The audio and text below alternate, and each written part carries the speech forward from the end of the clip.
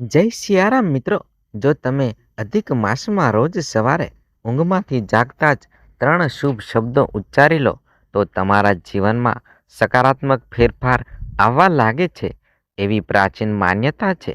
કહેવાય છે કે આ પવિત્ર સમયમાં લીધેલું ભગવાનનું નામ ઘરના વાતાવરણને પવિત્ર બનાવે છે અને ધીમે ધીમે સુખ સમૃદ્ધિ તરફ દોરી જાય છે. માત્ર શ્રદ્ધા અને વિશ્વાસથી બોલાયેલા આ 3 શબ્દો મનને શાંતિ આપે છે અને ઘરમાં શુભ ઉર્જાનો પ્રવાહ વધે છે. ઘણા લોકો અજાણતા જ સવારે આંખ ખોલતા નકારાત્મક વાતો કરી બેસે છે, જેમ કે ચિંતા, ફરિયાદ અથવા ગુસ્સો. શાસ્ત્રોમાં કહેવામાં આવ્યું છે કે સવારનો પહેલો વિચાર અને પહેલો ઉચ્ચાર આખા દિવસની દિશા નક્કી કરી શકે છે. તેથી જ વડીલો હંમેશા કહે છે કે દિવસની શરૂઆત શુભ સ્મરણથી કરવી જોઈએ. અધિક માસને વિશેષ માનવામાં આવે છે કારણ કે આ સમય ભગવાન વિષ્ણુને અતિ પ્રિય ગણાયો છે. આ માસમાં ભક્તિ, જપ અને સદીચારનો ખાસ મહિમા જણાવાયો છે. એવું માનવામાં આવે છે કે અધિક માસ દરમિયાન કરવામાં આવેલી પ્રાર્થના અને નામ સ્મરણનું ફળ અનેક ગણું મળે છે. એટલે ઘણા ભક્તો આ સમયમાં ખાસ કરીને ભગવાન વિષ્ણુ અને માતા લક્ષ્મીની આરાધના કરે છે. તેઓ માને છે કે આ દિવસોમાં ભગવાનની કૃપા સરળતાથી પ્રાપ્ત થઈ શકે છે અને અટકેલી પ્રગતિ ફરીથી ગતિ પકડે છે. વડીલોનું કહેવું છે કે જો વ્યક્તિ દરરોજ સવારમાં શુદ્ધ મનથી ભગવાનના નામના આ 3 શબ્દો બોલે તો ઘરમાં રહેલી નકારાત્મકતા ઓછી થાય છે અને ધન તથા સુખની સકારાત્મક ઉર્જા આકર્ષાય છે. ધીમે ધીમે પરિવારમાં શાંતિ, સમૃદ્ધિ અને આનંદ વધે છે. તો મિત્રો, સવારની શરૂઆત શુભ સ્મરણથી કરો, સારા વિચારોથી દિવસ આરંભો અને અધિક માસના પવિત્ર સમયમાં ભક્તિભાવ વધારવાનો સંકલ્પ લો. કહેવાય છે કે જ્યાં ભગવાનનું નામ ગુંજે છે ત્યાં કૃપા અને કલ્યાણનું નિવાસ સ્વાભાવિક બની જાય છે. કહેવામાં આવે છે કે જ્યાં ભગવાન વિષ્ણુ કૃપાળુ બને છે ત્યાં માતા લક્ષ્મીનો આશીર્વાદ પણ સ્વાભાવિક રીતે જોડાઈ જાય છે. શાસ્ત્રોમાં સવારના સમયને અતિ પવિત્ર અને શક્તિથી ભરપૂર ગણાવ્યો છે. ખાસ કરીને સૂર્યોદય પહેલાંનો બ્રહ્મ મુહૂર્ત અને સૂર્યોદય પછીના ક્ષણો આધ્યાત્મિક રીતે અત્યંત પ્રભાવશાળી માનવામાં આવે છે. એ સમયે મન શાંત, વિચારો સ્વચ્છ અને આત્મા ગ્રહણશીલ હોય છે. તેથી જ સવારના પ્રથમ શબ્દો અને વિચારો આખા દિવસની દિશા નક્કી કરી શકે છે. વડીલો હંમેશા સમજાવતા કે આંખ ખુલતાની સાથે જ ઈશ્વરનું સ્મરણ કરવું જોઈએ. આવું કરવાથી ઘરમાં શાંતિનો માહોલ રહે છે, મનમાં સકારાત્મક ભાવ ઊભા થાય છે અને ધીમે ધીમે જીવનમાં પ્રગતિના દરવાજા ખુલવા લાગે છે. આજકાલ ઘણા લોકો દિવસ રાત પરિશ્રમ કરે છે છતાં આવક સ્થિર રહેતી નથી. કમાણી થાય છે પરંતુ બચત થતી નથી. અચાનક ખર્ચા, માનસિક તણાવ અને પરિવારની ચિંતા વધતી જાય છે. ધાર્મિક માન્યતાઓ મુજબ જ્યારે ઘરનું વાતાવરણ હકારાત્મક ઉર્જાથી ખાલી થવા લાગે છે ત્યારે સમૃદ્ધિ પણ સ્થિર રહેતી નથી. એટલે અધિક માસ દરમિયાન વિશેષ રીતે ભગવાનનું નામ સ્મરણ કરવાની સલાહ આપવામાં આવે છે. કહેવાય છે કે આ પવિત્ર સમયમાં શ્રદ્ધાભાવે કરાયેલું સ્મરણ અનેક ગણું ફળ આપે છે. જ્યારે કોઈ ભક્ત નિષ્ઠાથી ભગવાન વિષ્ણુને યાદ કરે છે ત્યારે માતા લક્ષ્મી પણ તેની પર કૃપા દ્રષ્ટિ કરે છે અને ધીમે ધીમે સુખ સમૃદ્ધિનો પ્રવેશ થાય છે. હવે પ્રશ્ન એ ઊભો થાય છે કે 3 શુભ શબ્દો કયા છે જેને અધિક માસમાં સવારે ઉચ્ચારવા વિશેષ મંગલકારી માનવામાં આવે છે? શા માટે વડીલો વર્ષોથી આ પરંપરા અનુસરવાની પ્રેરણા આપતા આવ્યા છે? જો તમે પણ આ રહસ્ય જાણવા માંગો છો તો ધ્યાનથી આગળનું જાણવું જરૂરી છે. આજના સમયમાં ઘણીવાર એવું જોવા મળે છે કે માણસમાં વિશ્વાસ પણ છે અને મહેનત પણ છે, છતાં જીવનમાં સંતુલન અને સ્થિરતા મળતી નથી. એ જ કારણથી અનેક લોકો અંદરથી નિરાશ થવા લાગે છે. ઘણા ઘરોમાં આવક આવે છે, પરંતુ મહિનાની શરૂઆતથી જ ખર્ચાઓ, દબાણ વધે છે અને પૈસા હાથમાં ટકતા નથી. આવી પરિસ્થિતિ કેમ ઊભી થાય છે અને તેને કેવી રીતે સંતુલિત કરી શકાય એ સમજવું અત્યંત આવશ્યક છે. ઘણા પરિવારોમાં કમાણી તો નિયમિત થાય છે, પરંતુ થોડા જ દિવસોમાં ખર્ચાનો એવો પ્રવાહ શરૂ થાય છે કે મહિનાનો મોટો ભાગ કઈ રીતે પસાર થઈ ગયો તેની સમજ પડતી નથી. ક્યાંક આરોગ્ય સંબંધિત ખર્ચો સતત વધતો રહે છે, તો ક્યાંક ઘરમાં સાધનો વારંવાર બગડે છે. પરિણામે માણસ પર આર્થિક અને માનસિક બોજો વધતો જાય છે. ઘણા લોકો દિલથી મહેનત કરે છે, નોકરીમાં જવાબદારી નિભાવે છે, વેપારમાં સમય અને મૂડી લગાવે છે, છતાં પણ અપેક્ષા મુજબનું ફળ મળતું નથી. કામ લગભગ પૂરું થવાના સમય પર અટકી જાય છે. સારા અવસર હાથમાંથી સરકી જાય છે અને ધીમે ધીમે એવું લાગવા લાગે છે કે ભાગ્ય સાથ નથી આપતું.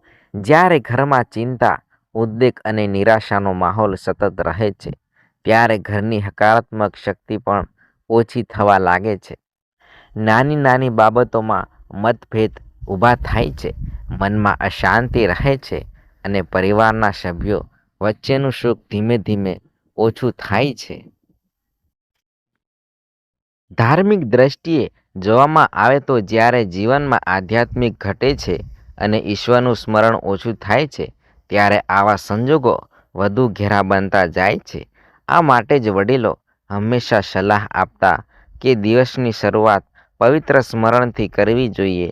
તેઓ માનતા કે સવારના પ્રથમ વિચારો અને વિચારેલા શબ્દો માત્ર મનને નહીં, પરંતુ આખા ઘરના વાતાવરણને અસર કરે છે. હકારાત્મક અને શુભ શબ્દો દિવસભરની ઉર્જાને સંતુલિત રાખવામાં સહાયક બને છે. હવે પ્રશ્ન એ છે કે અધિક માસ દરમિયાન સવારે કયા 3 શુભ શબ્દો બોલવા ખાસ લાભદાયક ગણાય છે, અને કેમ સવારમાં શબ્દોને એટલી મહત્તા આપવામાં આવી છે? શાસ્ત્રોમાં વર્ણન મળે છે કે પ્રભાતનો સમય આધ્યાત્મિક રીતે અત્યંત પવિત્ર ગણાય છે. ઊંઘમાંથી જાગ્યા પછી મન થોડા ક્ષણ માટે નિર્મળ અને સ્વચ્છ સ્થિતિમાં હોય છે.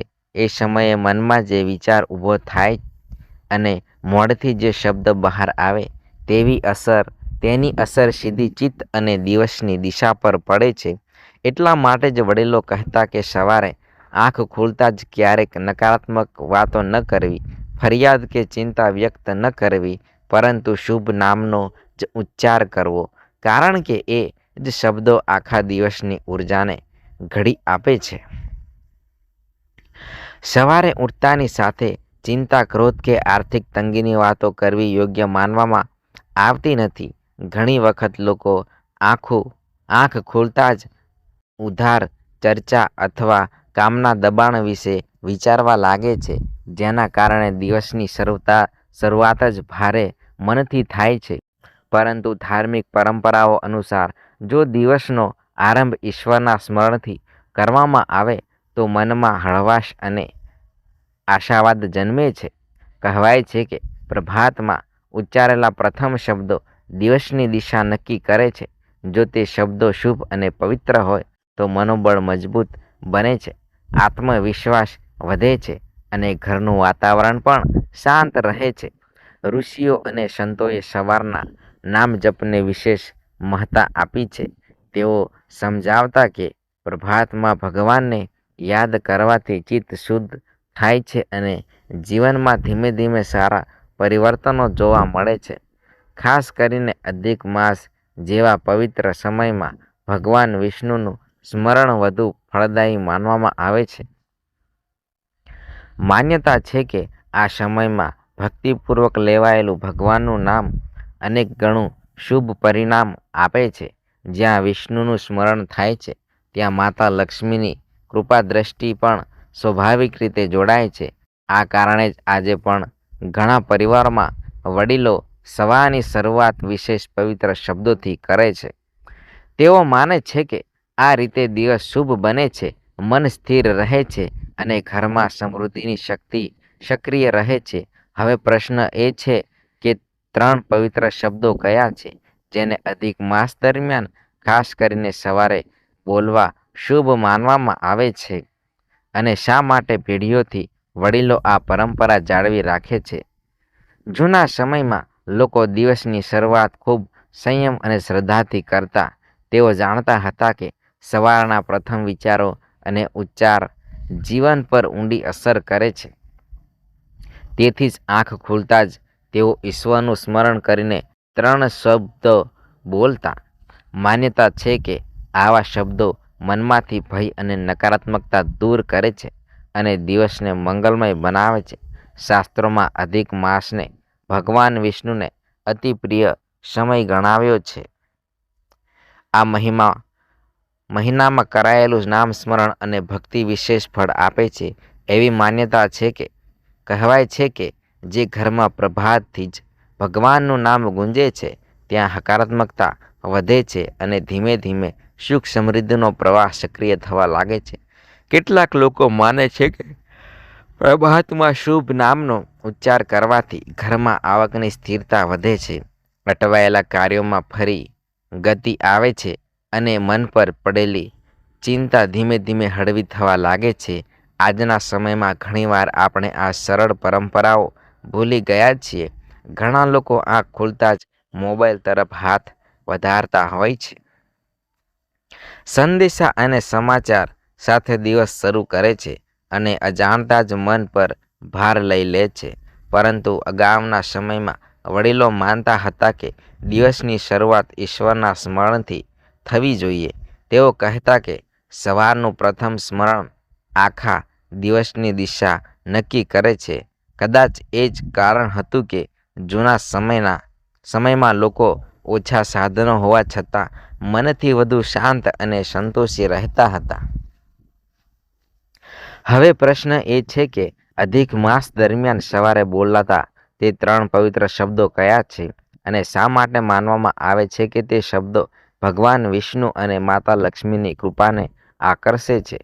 આ વિષયને સમજાવવા માટે શાસ્ત્રોમાં એક પ્રાચીન પ્રસંગ વર્ણવાયો છે. વર્ષો પહેલા એક નાનકડા ગામમાં માધવ નામનો એક સામાન્ય વેપારી રહેતો હતો. શરૂઆતમાં તેનો વેપાર સારી રીતે ચાલતો હતો, પરંતુ સમય બદલાતા મુશ્કેલીઓ વધવા લાગી. ધંધામાં નુકસાન થવા લાગ્યું. આવક હોવા છતાં પૈસા ટકતા નહોતા અને દેવું ધીમે ધીમે વધી રહ્યું હતું. માધવ ખૂબ પરિશ્રમી હતો. દિવસ રાત મહેનત કરતો, નવી તક શોધતો, છતાં પરિણામ અપેક્ષા મુજબ મળતું ન હતું. ઘણી વખત તો ઘર ચલાવવું પણ મુશ્કેલ બની જતું. આર્થિક તંગી સાથે ઘરમાં તણાવ વધવા લાગ્યો. નાની નાની બાબતોમાં મતભેદ ઊભા થવા લાગ્યા અને પરિવારનું વાતાવરણ ચિંતાથી ભરાઈ ગયું. માધવને લાગવા લાગ્યું કે કદાચ ભાગ્યએ સાથ છોડ્યો છે. પોતાની પરિસ્થિતિ સુધારવા માટે તેણે અનેક પ્રયત્ન કર્યા. મંદિરોમાં જઈ પ્રાર્થના કરી, દાન પુણ્ય કર્યું, ઘણા લોકોની સલાહ લીધી, પરંતુ ખાસ ફેરફાર દેખાયો નહીં. એક દિવસ અત્યંત વ્યથિત થઈને ગામની બહાર આવેલા એક પ્રાચીન વિષ્ણુ મંદિર સુધી પહોંચ્યો. ત્યાં એક વૃદ્ધ સંત શાંત મુદ્રામાં બેસેલા હતા. તેમના ચહેરા પર અદ્ભુત તેજ અને શાંતિ ઝળકતી હતી. સંત માધવના ચહેરા પરની ઉદાસી જોઈને તેને નજીક બોલાવ્યો. સંતે માધવના ચહેરા પરની વ્યથા ઓળખી લીધી અને શાંત સ્વરે તેની મુશ્કેલીઓ વિશે પૂછ્યું. માધવે હૃદયની બધી વાત ખુલ્લેઆમ કહી દીધી. ધંધામાં નુકસાન, ઘરની ચિંતા અને મનમાં ભરાયેલો ભય. સંત હળવેથી સ્મિત કરીને બોલ્યા, બેટા, તારી મહેનત અધૂરી નથી, પરંતુ તું દિવસની શરૂઆત ચિંતા અને શંકાથી કરે છે. પ્રભાતનો પહેલો વિચાર જ આખી ઉર્જાની દિશા આપે છે. તેમણે સમજાવ્યું કે જ્યારે માણસ સવારમાં જ ડર અને અભાવ વિશે વિચાર કરે છે, ત્યારે તે જ ભાવના ધીમે ધીમે જીવનમાં પ્રબળ બને છે. ત્યારબાદ સંતે એક સરળ પરંતુ અર્થસભર ઉપાય જણાવ્યો. તેઓ બોલ્યા, દરરોજ પ્રભાતે આંખ ખુલતા જ ભગવાન વિષ્ણુનું ધ્યાન કરીને 3 પવિત્ર શબ્દોનો ઉચ્ચાર કરજો. આ શબ્દો મનમાં શ્રદ્ધા અને વિશ્વાસ જગાડશે. ખાસ કરીને અધિક માસ દરમિયાન આ નામ સ્મરણનું ફળ વિશેષ ગણાય છે. માધવે પૂરા વિશ્વાસથી આ માર્ગ અપનાવ્યો. આ બીજા જ દિવસથી તેણે સવારની શરૂઆત શાંતિપૂર્વક ઈશ્વરનું સ્મરણ કરીને કરવી શરૂ કરી. થોડા સમયમાં તેને અનુભવ થવા લાગ્યો કે મનની ગભરાહટ ઘટી રહી છે. અટવાયેલા કાર્યો આગળ વધવા લાગ્યા. વેપારમાં ફરી ગ્રાહકો આવવા લાગ્યા અને ઘરમાંનો તણાવ ઓસરવા લાગ્યો. કેટલાક મહિનાઓ પછી માધવનું જીવન પહેલાંથી વધુ સંતુલિત બન્યું. ઘરનું વાતાવરણ હળવું થયું અને પરિવારના ચહેરા પર ફરી આનંદ દેખાવા લાગ્યો. તેણે સમજાયું કે દિવસની શરૂઆત હકારાત્મક ભાવ અને ભગવાનના નામથી કરવી એટલી અસરકારક છે. હવે તમે વિચારતા હશો કે સંતે માધવને કયા 3 શબ્દો શીખવ્યા? તે પવિત્ર ઉચ્ચાર હતો, ઓમ નમો નારાયણ. શાસ્ત્રોમાં આ વિષ્ણુ ભગવાનનો અતિ પવિત્ર મંત્ર માનવામાં આવે છે. માન્યતા છે કે આ નામને શ્રદ્ધાથી સ્મરણ કરવાથી મન સ્થિર થાય છે, ચિત્તમાં શાંતિ આવે છે અને આત્મવિશ્વાસ વધે છે. સંતે માધવને સૂચના આપી હતી કે સવારમાં આંખ ખુલતા જ ઉતાવળમાં પથારીમાંથી ઊભું ન થવું. પ્રથમ શાંત મનથી ભગવાનનું ધ્યાન કરીને 11 વાર ઓમ નમો નારાયણ મનમાં અથવા ધીમા અવાજે બોલવું. કહેવાય છે કે જ્યારે દિવસની શરૂઆત આ રીતે થાય છે ત્યારે નકારાત્મક વિચારો ધીમે ધીમે ઓગળવા લાગે છે અને દિવસભરની ઉર્જા સંતુલિત રહે છે. વિશેષ કરીને અધિક માસ દરમિયાન આ મંત્રના સ્મરણને વધુ શુભ માનવામાં આવે છે, કારણ કે આ સમય ભગવાન વિષ્ણુને અતિ પ્રિય ગણાય છે અને ભક્તિભાવથી કરાયેલું સ્મરણ અનેક ગણું ફળ આપે છે. આ પવિત્ર ઉચ્ચારનો મહિમા ખાસ કરીને અધિક માસમાં વધુ માનવામાં આવે છે. પરંતુ એક વાત અત્યંત જરૂરી છે, નામ સ્મરણ કરતી વખતે મન શાંત અને એકાગ્ર હોવું જોઈએ. માત્ર દેખાડા માટે કે ઉતાવળમાં લીધેલું ભગવાનનું નામ એટલું અસરકારક માનવામાં આવતું નથી. વડીલો સમજાવતા કે આંખ ખુલ્યા પછી થોડા ક્ષણ માટે શાંતિથી બેઠા રહી મનમાંથી ભય અને ચિંતા દૂર કરીને શ્રદ્ધા ભાવે સ્મરણ કરવું જોઈએ. ઘણા લોકો પ્રશ્ન પૂછે છે કે આ મંત્ર સ્નાન પહેલા બોલવો કે પછી? ધાર્મિક માન્યતા મુજબ પ્રભાતે ઊંઘમાંથી જાગ્યા બાદ પથારીમાં બેઠા બેઠા પણ ભગવાનને યાદ કરી શકાય છે, કારણ કે ઈશ્વર માટે સૌથી અગત્યની વસ્તુ ભક્તની ભાવના છે. તમે સ્નાન પહેલા પણ આ નામ લઈ શકો છો અને સ્નાન પછી પણ પૂજામાં ફરીથી તેનો જાપ કરી શકો છો. માનવામાં આવે છે કે જ્યારે કોઈ વ્યક્તિ દરરોજ ઓમ નમો નારાયણ સાથે દિવસની શરૂઆત કરે છે ત્યારે તેના વિચારોમાં ધીમે ધીમે સકારાત્મકતા વધે છે, ચિંતા અને અસ્વસ્થતા ઓછી થાય છે અને જીવનમાં આશાવાદનો પ્રવેશ થાય છે. ભગવાન વિષ્ણુનું સ્મરણ મનને સ્થિર બનાવે છે અને માતા લક્ષ્મીની કૃપા માટે અનુકૂળ વાતાવરણ ઊભું કરે છે. એવી શ્રદ્ધા રાખવામાં આવે છે, જો તમે પણ ઈચ્છો છો કે અધિક માસ દરમિયાન તમારા ઘરમાં શાંતિ, સુખ અને સમૃદ્ધિનો માહોલ બને, તો દરરોજ પ્રભાતે શ્રદ્ધાપૂર્વક ઓમ નમો નારાયણ બોલવાનો સંકલ્પ કરો. શાસ્ત્રો કહે છે કે આ માત્ર 3 શબ્દો નથી, પરંતુ એક પવિત્ર ભાવ છે. સાચા દિલથી લેવામાં આવેલું ભગવાનનું નામ મનમાં હકારાત્મક શક્તિ જગાડે છે. નકારાત્મક વિચાર ધીમે ધીમે ઓસરવા લાગે છે અને આત્મવિશ્વાસ મજબૂત બને છે. જ્યારે મન મજબૂત બને છે ત્યારે નિર્ણય શક્તિ પણ સુધરે છે અને જીવનમાં યોગ્ય દિશા મળે છે. હાલાંકિ એક બાબત હંમેશા યાદ રાખવી, માત્ર શબ્દો બોલવાથી જ ચમત્કાર થતો નથી. ભગવાનની કૃપા સાથે મનુષ્યનું સદ્ગુણ, મહેનત અને સારા કર્મ પણ જરૂરી છે. શ્રદ્ધા સાથે પ્રયત્ન જોડાણ ત્યારે જ સારા પરિણામો દેખાય છે. આથી નામ સ્મરણ હંમેશા વિશ્વાસ, પ્રેમ અને સકારાત્મક ભાવ સાથે કરવું જોઈએ. જો તમને પણ આ સંદેશ ઉપયોગી લાગ્યો હોય તો ભગવાન પ્રત્યેની તમારી શ્રદ્ધા મનમાં જાળવી રાખો અને સદાચારનો માર્ગ અપનાવો. ધન્યવાદ. તો